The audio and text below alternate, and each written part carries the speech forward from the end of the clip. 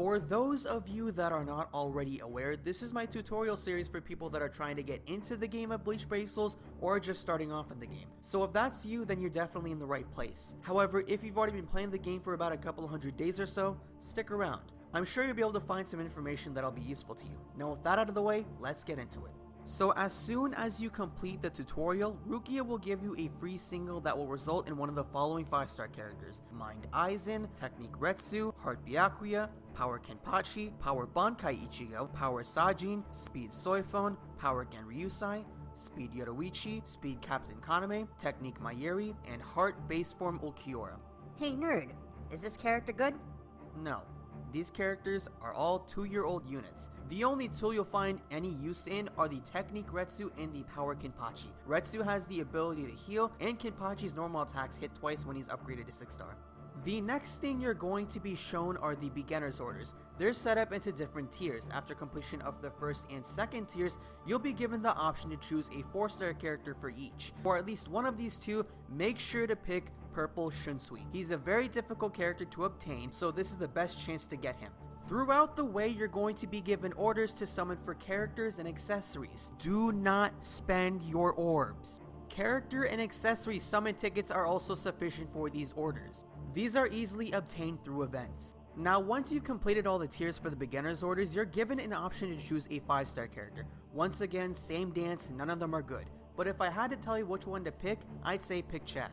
Now the next topic we'll be discussing are Spirit Orbs. This is your in-game currency. You use these to summon for characters, so you're gonna want a lot of it. Thankfully, unlike other games, BBS is very generous towards players with them. Here are the best ways to obtain them. Number 1, Story Mode. Now obviously in an RPG, story mode is going to be the first thing you're going to look at for currency. However, there are only so many obtainable orbs through this, exactly 4,684. What you're going to need to do is complete part 1 as soon as you can in order to gain access to co-op. Do the parts past the first one if orders require you to do so. Otherwise, just save them for a rainy day. Number 2. Co-op. Every time you complete a co-op quest, you are granted 3 orbs for each new person you play with, for a total of 9 orbs per run. No, unfortunately, this is not infinite. There's a cap at 600 orbs. These orbs will come naturally, so don't worry about trying to get them all at once. Number 3, events and sub-stories. The difference between the two is that sub-stories always stay in the game while events have a limited time on them. An event can either be lottery-based, where after each run it randomly selects a reward for you, or point-based, where for more points you get more rewards and so on. Since these events have a limited time frame, it's important to complete these as soon as possible. Orders and everything. Also, they do drop 3-star characters that you likely haven't obtained yet if you're new, and a new 4-star character for every one. Doing these limited events are of higher priority than the rest. Since sub-stories never disappear, they will serve as another rainy day account. Number 4. Dailies. Complete all your daily orders for 5 orbs per day. I know it's not much, but it does stack up over time. It is really nice to have an extra 150 orbs at the end of each month. Number 5. Maxing characters. Maxing a character means to get the character past all 4 ascension levels, then leveling it up to the max level. Maxing out characters are a very high priority because that's where majority of your orbs are going to come from. You get new 4-stars for every event along with some 3-stars. Stockpile premium tickets and you can get some new 4-stars and 3-stars through those. Maxing out 1-stars gives 5 orbs, 2-stars 10 orbs, 3-stars 25, 4-stars 35, 5-stars 50, and 6-stars 75 orbs. Now with those pieces of information, I bring you the most useful technique that quite frankly I wish were possible when I first joined the game. Intensive courses are an easy way of getting raid characters. Now I know some of these are 5-star, but these aren't characters you should be playing as. But the point is that you can still get orbs for maxing them out. So what you need to do is utilize 5-ticket runs and get tons of 4-star and 5-star raid characters. Now after getting those raid characters, do 5-star cones bonanza runs. You're able to get tons of EXP and 4-star cone fodder.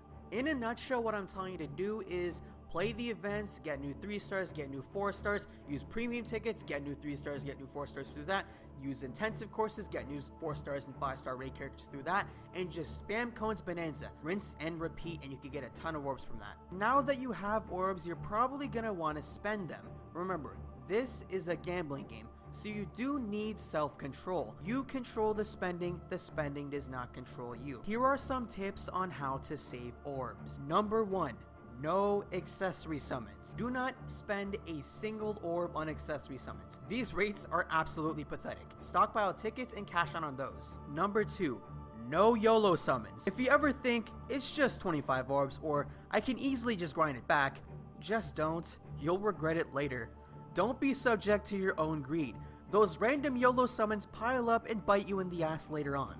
Number 3, try to only summon on really important banners, but make sure to set a cutoff point. If it's not manga characters or movie characters, they will come back. And if you want to regulate yourself even more, allocate just 1 multi and 10 singles to double chance banners that aren't a necessity. And remember, your rainy day orbs from the regular story mode are only meant to be obtained for the most dire situations.